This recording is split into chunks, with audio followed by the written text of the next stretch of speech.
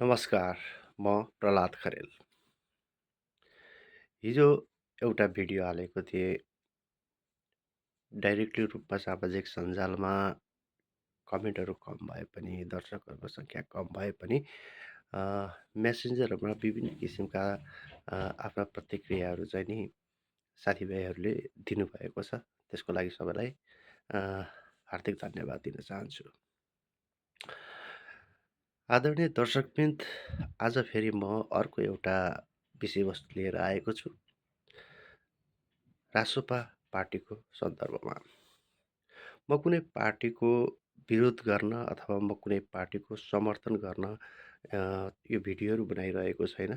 म जे देख्छु मैले जे चाहिँ नि सामाजिक सञ्जालहरूमा र जुन अहिले राजनैतिक परिवेशमा भइरहेका घटनाहरू देख्छु, त्यसलाई सकेसम्म जस्ताको तस्तै उतार्ने प्रयास मबाट भइरहेको हो। रासोपा पार्टी रासोपा पार्टी, त्यसमाथि पनि रवि लामिछानेको पार्टी, त्यसमा अहिले जोडिएको बालेन शाहको पार्टी। अहिले धेरैले आशा अनि विश्वास गरिएको पार्टी हो। तर यो भनिरहँदाखेरि बडो दुःखका साथ भन्नुपर्छ, रासोपा पार्टी पनि उही बाटो जसरी चाहिँ एमाले, काङ्ग्रेस, अब माओवादी त के भन्नु, माओवादी त हराइ नै सक्यो। अब त्यसलाई चाहिँ हामी नेपाली कम्युनिस्ट पार्टी भनौँ। ती पार्टीहरूले अँगाल्दै आएका आफ्ना सिद्धान्तहरूलाई नै उसले आफ्नो सिद्धान्त बनाएको छ। उसको नयाँ एजेन्डा केही पनि छैन र हामीले देखेको कुरा। ल ठिकै छ, त्यो त आफआफ्नो कुरा हो, विचारधारा हो। सबैले आफआफ्नो किसिमका सिद्धान्त मान्न पाइन्छ र त्यसलाई आफ्नो चाहिँ नि एउटा अ, चुनावी अभियानको रूपमा लिन नि पाइन्छ। त्यो आफ्नो अधिकार हो। तर यति आश र भरोसा गरिएको पार्टी रासोपा पार्टी, घन्टी पार्टी, बि जहाँ चाहिँ रवि लामिछानेलाई अझ बढी चाहिँ मान्छेहरूले विश्वासको रूपमा लिन्छन्। बालेन शाहलाई पनि एउटा आशाको केन्द्रमा राखिएको छ। तर त्यही पार्टीभित्र रहेका केही व्यक्तिहरूका विभिन्न विचार र उनीहरूले अभिव्यक्त गरेका चाहिँ नि तर्कहरूले गर्दाखेरि धेरै नेपालीहरूको मनमा चाहिँ पीडाहरू अ, दिलाइरहेको छ, जसले चाहिँ नि पीडाबोध गराइरहेको छ। जस्तो कि स्वर्णिम वाग्लेको कुरा उहाँले चाहिँ नि सिधै भन्नुभएको छ, यहाँ चाहिँ नि कसैले राजा खोज्छ भने राष्ट्रिय स्वतन्त्र पार्टी पनि नआए हुन्छ, अथवा छन् भनेदेखि रासोपालाई छोडेर जाँदा हुन्छ। उहाँ नै हुनुहुन्छ जसले चाहिँ कुनै समयमा चाहिँ नि अब यो देशलाई चाहिँ इन्डियाको चाहिँ नि जस्तो भुटान जस्तो एउटा चाहिँ नि आधिपत्यमा राख्नुपर्छ भनेर पनि वकालत गर्नुभएको थियो। त्यो कुरा चाहिँ पहिला चाहिँ उही रासोपाका महामन्त्रीले पनि बारम्बार भनिरहेका भूपू महामन्त्री भनौँ, उहाँले नै यसको स्पष्टीकरण दिइसक्नु भएको थियो। त्यो सँगसँगै अहिले जस्तो खगेन्द्र सुनार, म उहाँको अभियानलाई धेरै चाहिँ नि निहालिरहेको पनि छु। उहाँलाई चाहिँ नि म धेरै भनौँ न एक किसिमको म आस्था पनि राख्छु। उहाँले गरेको अभियानमा साथ र समर्थन पनि दिन्छु।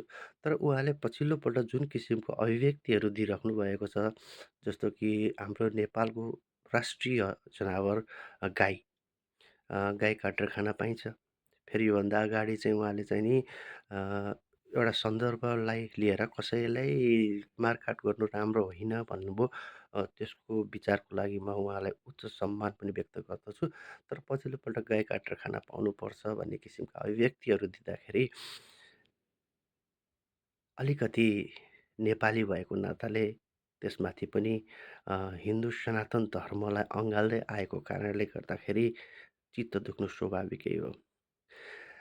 त्यसै गरी वकालत पनि कस्ता किसिमका गर्ने भयो भनेदेखि एउटी महिलाले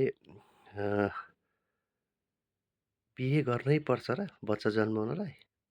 पर्दैन। सिन्दुर लगाउनु त पर्दैन बच्चा जन्माउनको लागि। त्यो त सबैलाई थाहा भएकै कुरा हो नि। अब तपाईँहरूलाई वैधानिकता चाहियो? बिहे अगाडि एउटी महिलाले बच्चा जन्माउन पाउनुपर्छ भन्ने किसिमका अभिव्यक्तिहरू, यस्ता किसिमका अभिव्यक्ति दिने चाहिँ नि नेताहरू र धेरै जस्ता म देख्छु त्यहाँनिर सबैजना आफ्नै किसिमका सोचका एउटाले एउटा भनिरहेका हुन्छन्, अर्कोले अर्को भनिरहेका हुन्छन्। पूर्ण रूपमा पार्टीको चाहिँ नि एकेबद्धता रहेर एउटै कुरा कसैबाट पनि आएको त छैन। तर यस्ता किसिमका मान्छेहरू राजसभामा भए पछाडि घाटा राजसभालाई नै हो भन्ने मलाई लाग्छ। र यो कुरामा चाहिँ नि रासोपा पार्टीका चाहिँ नि पदाधिकारीहरू बसेर कसले कतिसम्म के हदसम्म बोल्न पाउने अनि कस्तो किसिम विषयवस्तुमा चाहिँ बोल्न पाइने होइन। अनि यदि उहाँहरूले गलत अभिव्यक्ति दिनुभएकोमा उहाँहरूलाई कारवाही गर्न सक्ने कि नसक्ने यस्ता किसिमका कुराहरू चाहिँ गर्नुपर्छ जस्तो लाग्छ। अरू कुरा भनेको तपाईँ राजा बोक्नुहोस् नबोक्नुहोस्, गणतन्त्र अँगाल्नुहोस्, राज संस्था चाहिँदैन भन्नुहोस्, त्यो तपाईँको अधिकारको कुरा हो। त्यसमा हामीलाई केही भन्नु छैन। तर धर्म, आस्था, संस्कार, संस्कृति, रीतिरिवाज विरुद्ध चाहिँ बोल्नु उपयुक्त हुँदैन। त्यसमाथि अचम्म लाग्छ, हिन्दू देवी-देवताहरूको मन्दिर धाएर तपाईँहरूलाई हिन्दूहरूको भोट चाहिन्छ, तर हिन्दू राज्य चाहिँदैन। तपाईँहरूको तर्क छ, तपाईँको मात्र होइन सबै प्राय पार्टीहरूको तर्क छ। कुनै पनि राज्य एउटा धर्ममा सीमित हुनु हुँदैन। हेर्नुहोस् संसारका प्राय क्रिस्चियन मुलुकहरूमा त्यही किसिमको धर्म अँगालेका छन्। मुस्लिमहरूका आफ्नै किसिमका राजाहरू छन्, राजा रजौटाहरू छन्। उनीहरूले आफ्नो देशमा आफ्नो धर्मलाई स्थापित गरेका छन्। विश्वमा त एउटा यस्तो देश थियो जो जसको राजालाई हामी विश्व हिन्दू सम्राट भन्दथ्यौँ। आज यहाँ राजाको खोजी भइरहेको होइन, यो विश्वको हिन्दू सम्राटको खोजी भइरहेको हो। त्यसैले यस विषयमा आफ्नो पहिचानको विषयमा, आफ्नो मौलिकताको विषयमा अलिकति विचार गरिदिनु भयो भने हामी पनि आभारी हुने थियौँ। यो राष्ट्रवादी पार्टीको लागि मात्र होइन, सबै पार्टीहरूको लागि मेरो एउटा सानो सुझाव। हस्, धन्यवाद।